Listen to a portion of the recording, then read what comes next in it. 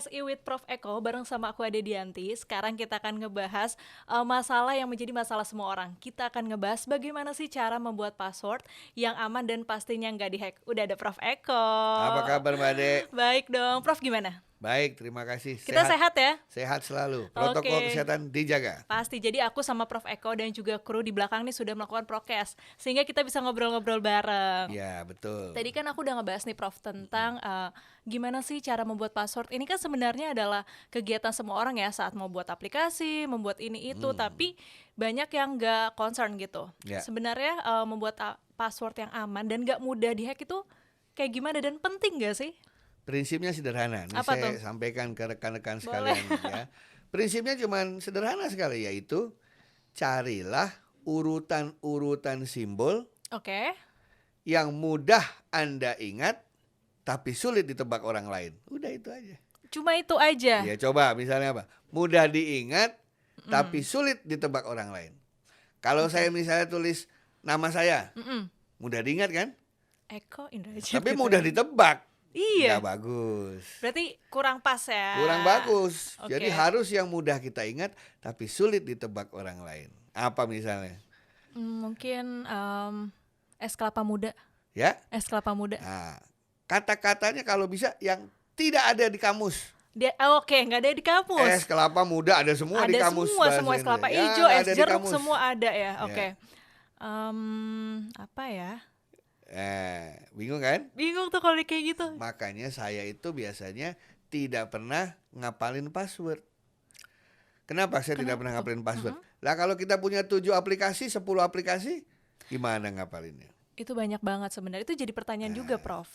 Yang saya simpan itu bukan passwordnya, Tapi tapi aturan membuat password ala Eko.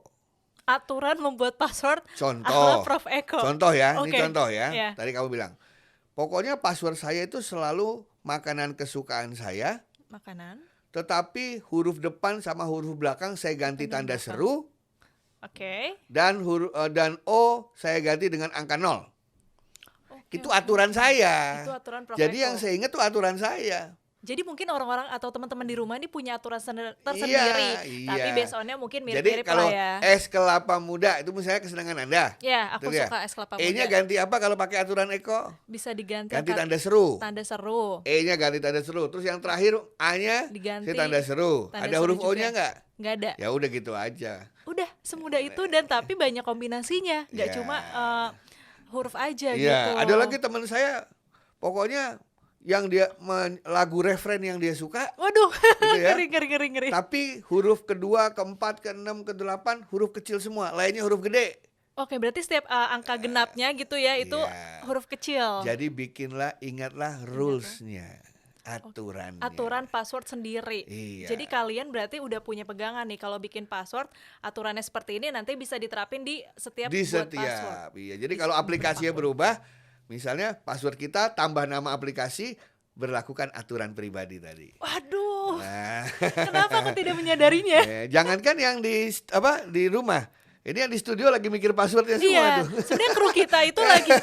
Oke, baru Ya, tahu nih. Nah, begitu. Jadi mau berapapun kita aman. Oke. Aturan Yang itulah penting yang ada saya aturan sampaikan. passwordnya. Ya, Oke, gitu. nah terus Ada lagi, apa lagi? ada prinsip. Makin panjang, makin bagus. Makin panjang makin bagus. Ya, makin bercampur antara karakter, simbol, angka, Ya. makin bagus. Dan yang penting, makin sering diganti, makin bagus. Oh, makin sering diganti. Iya. Tapi ada jangka waktunya nggak, Prof? Kayak kalau sikat gigi dah. Sikat gigi. Sikat gigi kan berapa kali ganti? Kamu ganti sikat gigi berapa Aku kali? per bulan. Nah, ya udah ganti password. Jadi pas sikat gigi diganti. Tapi kalau ganti password kalau gitu misalkan aja. teman-teman mungkin ada yang 5 bulan, berarti dia ganti 5 bulan juga, Prof. Iya, apalagi Oke, mahasiswa ganti sampai lulus 4 Nah, tahun. mungkin udah patah gitu ya baru dia ganti. Oke, tadi kan sempat Ya. disebutin juga sama Prof. Kita kan juga banyak banget nih bikin password di akun-akun lainnya. Sebenarnya boleh nggak sih bikin password yang sama di akun yang berbeda? Hindari. Hindari. Karena kalau satu bocor semua kena nanti. Oke. Makanya kita pakai akun apa itu menjadikan masukan bagian dari password. Oke. Jadi tadi misalnya es kelapa muda yang sudah Anda rombak-rombak ditambahin nama aplikasinya. Oh, digabung ya. Iya kan makin rumit kan berarti. Iya. Kalau perlu iya. nama aplikasinya dibalik. Jadi bukan nulis Facebook tapi Facebook dibalik, bukan nulis Instagram tapi Instagram dibalik. Oke, bisa juga Instagram dibalik ya? Bisa. Apa gitu ya? Instagram dibalik, huruf terakhir dihilangin, tuh aturan saya misalnya. Oh gitu. Ya banyak. Kan? Waduh, so easy. Gitu ya.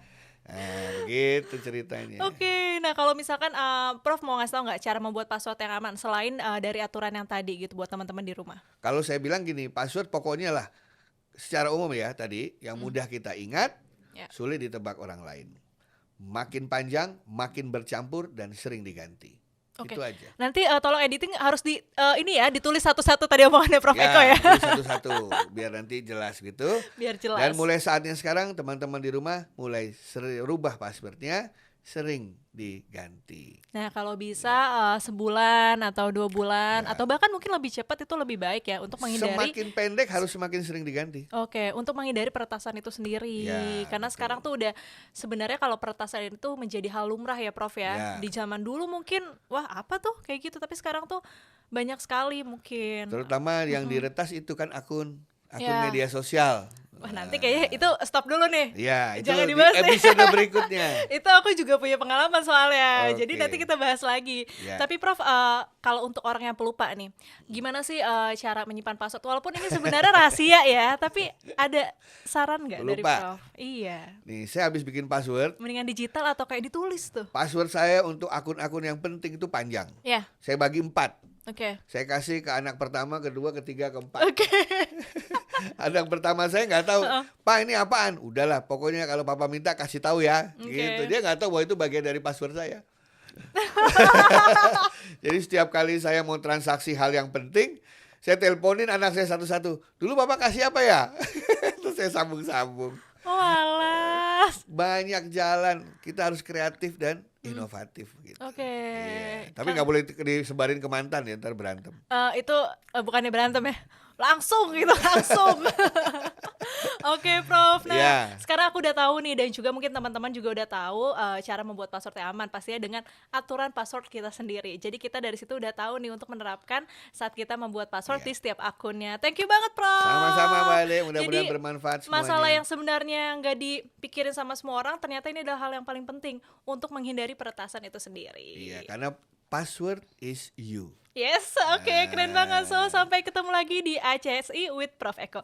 Bye-bye. Terima kasih.